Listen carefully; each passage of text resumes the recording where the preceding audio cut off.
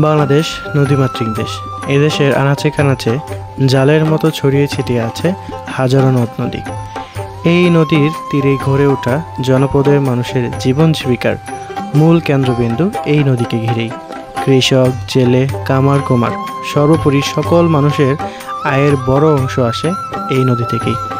জেলেরা সকাল থেকে মাছ ধরায় ব্যস্ত থাকে রাত পর্যন্ত। তাদের জীবনটাও কেটে যায় এই নদীর বুকে। আচ্ছা, এটা কি মাছ বলে? গাওরা মাছ বলে না? বাসা মাছ। হ্যাঁ, বাসা মাছ, গাওরা মাছ।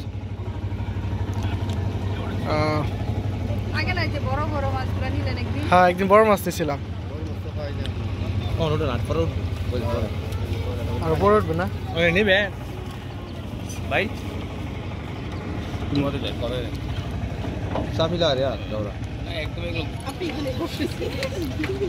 বসো বসো বসো।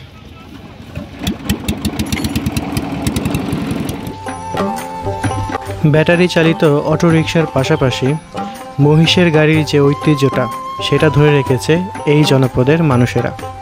গরু মহিষ লালন পালনের সকল দায়িত্ব, খাবার দেওয়ার সব কিছুই করে থাকেন এখানকার কৃষকেরা নিজ হাতে। গরুকে যে পাত্রে খাবার দেওয়া হয়েছে গ্রামের ভাষায় একে বলা হয় চারি। বড় গম্বুজ আকৃতির খড়ের গাদা দেখতে পাচ্ছেন, এটাকে বলা হয় পুঞ্জি। এখানকার কৃষকেরা নিজ হাতে এগুলো তৈরি করেন এবং এখানকার গ্রামের যে ঐতিহ্য, যেটাকে আমরা মাটির বাড়ি বলি এবং ছনের ঘর, সেই ঐতিহ্যটাকেও এখানকার গ্রামের মানুষেরা ধরে রেখেছে যুগ যুগ ধরে। এই ছনের ঘর আর মাটির ঘর আজকাল আর তেমন দেখা যায় না।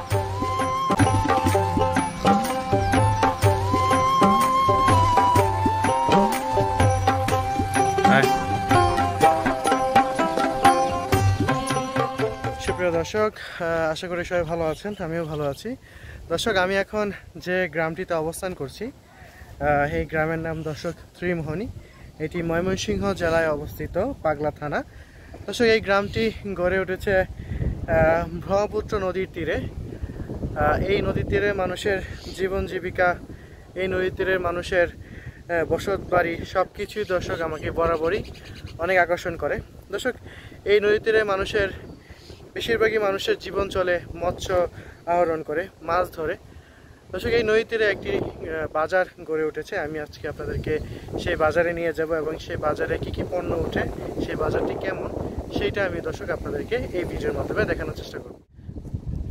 দর্শক, এই হচ্ছে সেই নদীটি, দেখতেই পাচ্ছেন। এখানকার যাতায়াত ব্যবস্থার মূল অংশই হচ্ছে দর্শক এই নদী কেন্দ্রিক বা ইঞ্জিন চালিত নৌকায় ওনারা এই নদী পারাপার করতেছেন। আর এই দিকে দেখতে পাচ্ছি দর্শক জাল বেছানো আছে। এই জাল দিয়ে দর্শক জেলেরা এই নদী থেকে মাছ ধরেন। অনেক জেলেরাই দর্শক নৌকা দিয়ে মাছ ধরেন, কিন্তু বেশিরভাগ জেলেরাই এই রকম জাল ব্যবহার করেন মাছ ধরার ক্ষেত্রে। আর এই জালকে দর্শক বলা হয় ধর্মজাল। গ্রামের ভাষায়, এখানকার গ্রামের ভাষায় ধর্মজাল বলে। তো এখন সন্ধ্যা হলেই অনেক জেলেরা এখানে চলে আসে মাছ ধরার জন্য। আর এই যে এখানে একটা ট্রলার যাচ্ছে, দেখতেই পাচ্ছেন।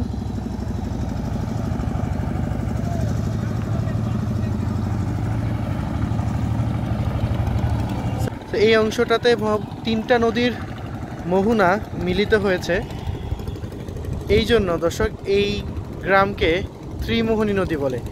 দেখতে পাচ্ছেন এই দিকটাতে একটা নদীর শাখা গিয়েছে, হ্যাঁ, এই সোজা হচ্ছে একটা নদীর শাখা গিয়েছে, আর এই দিকটাতে আরেকটা নদী।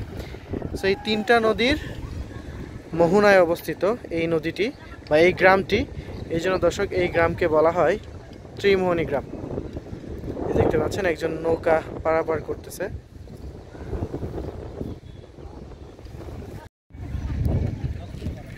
ভাই ভালো আছেন? ত্রিমোহনী বাজার কত করে নৌকায়? আমি এই নদী পারাপারের জন্য এই নৌকায় উঠেছি। আর এই নৌকা দিয়ে দর্শক আমি এখন সেই ত্রিমোহনী বাজার যেটা, সেখানে যাব। সেই বাজার যেতে হলে আমাকে এই নৌকা দিয়ে যাওয়া বেটার। সুপ্রিয় দর্শক, জনপ্রতি 30 টাকা করে আমরা নৌকা ভাড়া করলাম এবং আমাদের নৌকা যাত্রা শুরু করলো সেই বাজারের দিকে।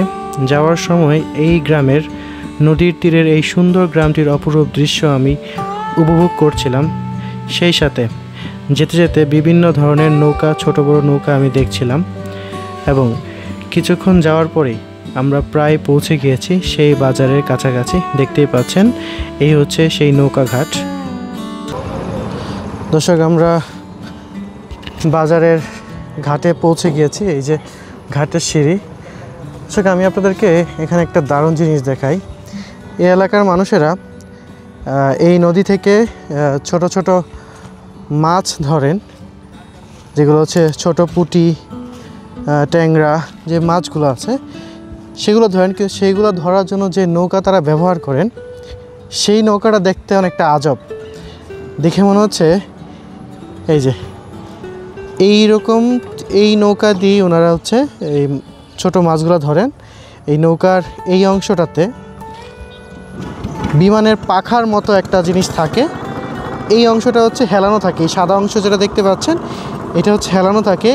এটার মাঝে দর্শক ছোট মাছগুলা উঠে, আমি যতদূর জানি।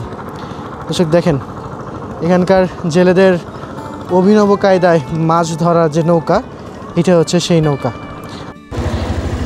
দর্শক, এই হচ্ছে সেই বাজারের রাস্তা। আমরা ঘাট থেকে উপরে উঠে কিছু দূর হাঁটছি বাজারে যাওয়ার জন্য। আর এই হচ্ছে সেই তেরমুনির বাজার, যেটাকে বলে মুক্তিযোদ্ধা বাজার। এই উপরে বড় করে সাইনবোর্ড দেওয়া আছে, মুক্তিযোদ্ধা বাজার। আমরা এখন বাজারের ভিতরে যাব। দর্শক, বাজারটা খুব বেশি বড় না, ছোট একটা বাজার, ছিমছাম পরিবেশে। খুব বেশি ক্রেতা বা বিক্রেতার উপস্থিতি নেই। তো বাজারে বেশিরভাগই জিনিসপত্র কৃষকেরা তার নিজের খেতে চাষ করে, তারপর এখানে এনে বিক্রি করা হয়।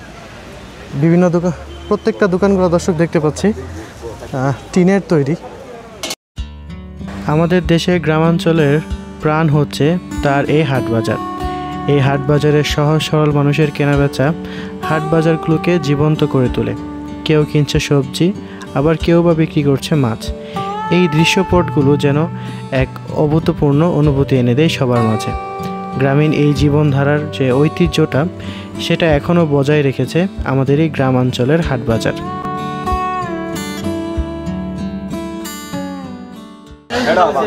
দর্শক, এখানে চাচা খাঁচাই করে সবজি নিয়ে আসছে, মুরব্বী চাচা। চাচা ভালো আছেন? ভালো না? আপনার বাড়ি কি এইখানেই? কোথায়? আচ্ছা আচ্ছা আচ্ছা। পরে এগুলা কি আপনার নিজের ক্ষেতের? নিজে চাষ করছেন না? একদম টাটকা ফ্রেশ। দর্শক দেখতে পাচ্ছেন, চিচিঙ্গা বলে না, ঝিঙ্গা, ঝিঙ্গা দেখতেই পাচ্ছেন, টাটকা ঝিঙ্গা। উনি হচ্ছে নিজের ক্ষেতে চাষ করা। কত করে দিচ্ছেন? 40 টাকা করে কেজি। 40 টাকা করে কেজি, একদম ফ্রেশ ঝিঙ্গা বাজারের। আচ্ছা দর্শক, এখানে অনেক সবজি উঠেছে এই বাজারে, দেখতে পাচ্ছি। এই যে টাটকা সবজি। কি চাচা ভালো আছেন? সবজি কি আপনার নিজের ক্ষেতের? কত করে দিচ্ছেন? 40 টাকা করে। আর শশাও কি আপনার নিজের ক্ষেতের? 50 টাকা কেজি না? দর্শক দেখতেই পাচ্ছেন, এই বাজারের প্রত্যেকটা জিনিসপত্রই কতটা টাটকা, এবং কৃষকেরা নিজেদের ক্ষেতের জিনিসপত্র দর্শক এই হাটে নিয়ে আসে এবং বিক্রি করেন। দেখতে পাচ্ছেন এখানকার বাজারে ক্রেতা খুবই কম, কিন্তু এখানকার যে জিনিসপত্র, শাক সবজি, তরি তরকারি সব কিছুই অনেক অথেন্টিক এবং টাটকা হয়ে থাকে এই বাজারে।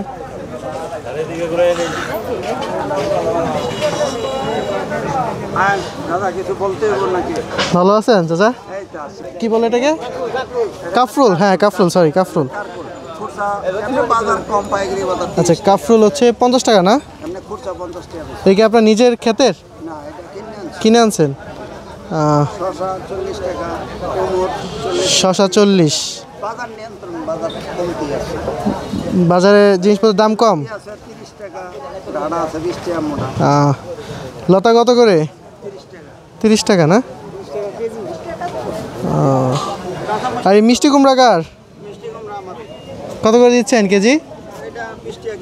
20 টাকা কেজি। কয় কেজি হবে একটা? 3 কেজি 2.5 কেজি।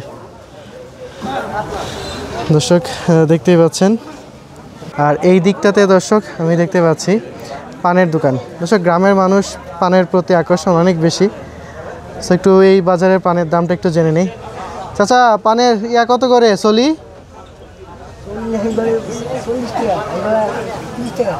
আচ্ছা এটা 40 টাকা। এটা একটু ভালো পান। আর এটা 30 টাকা না? গ্রামের মানুষ তো অনেক পান খায়, অনেক পছন্দ করে। আপনার বাসা কি এখানেই? আপনার বাসা কি এখানেই? ওইদিকে না? দর্শক দেখতে পাচ্ছেন এই গ্রামের বাজারগুলোতে কিছু থাকুক আর না থাকুক পানের দোকান থাকবেই, কারণ গ্রামের মানুষ পানের প্রতি আকর্ষণ অনেক বেশি। এই দিকটাতে আমরা আনারস দেখতে পাচ্ছি, আরও কিছু দোকান আছে। এই যে কলা বিক্রি করতেছেন। চাচা কলা কত করে? আছে তো 20 টাকা হালি। কি কলা এগুলা? হ্যাঁ আপনার কিনে আনছেন না নিজের গাছের? নিজের গাছের। 20 টাকা হালি। হ্যাঁ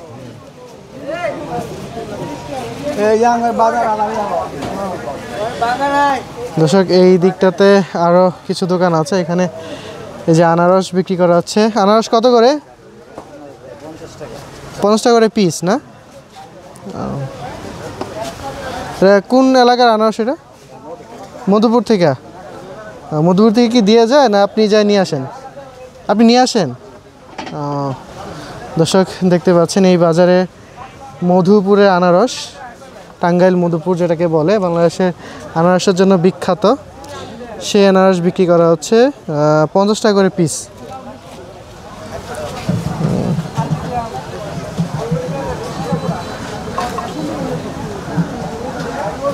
আর এই দিকটাতে আরও দোকান রয়েছে। সুপ্রিয় দর্শক বাজারের এই দিকটাতে মাছের দোকান রয়েছে। আমরা একটু মাছের দামটা জেনে নিব এই বাজারে। চাচা ভালো আছেন? যাক ভালো। মাছ কোনটা কত করে? তেলাপিয়া 180। এগুলো তো চাষের না? এই বাজারে না নদীর মাছ ওঠে? নদীর মাছ নাই আজকে? নাই। কবে পাওয়া যাবে? হঠাৎ করে। আর এই মাছ কত করে? 70 টাকা কেজি। আর এই যে এটা সিলভার কাপ 120 টাকা। তাহলে আজকে নদীর মাছ নাই। এগুলো ছোট ছোট মাছ কি? এগুলো কি নদীর না? ছোটগুলো নদীর না? আচ্ছা এগুলা কত করে কেজি? 100 টাকা। এটাও তো নদীর মনে হচ্ছে, এখানে 5 মিশালি।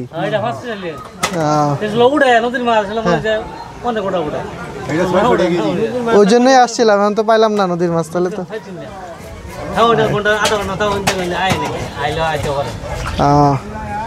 আচ্ছা। সেইদিকে পাঙ্কাশ মাছ উঠেছে আর কার্প জাতীয় মাছগুলো উঠেছে। পাঙ্কাশ কত করে? 180 করে না পাঙ্কাশ। লাডি কেজি কত? 300 টাকা।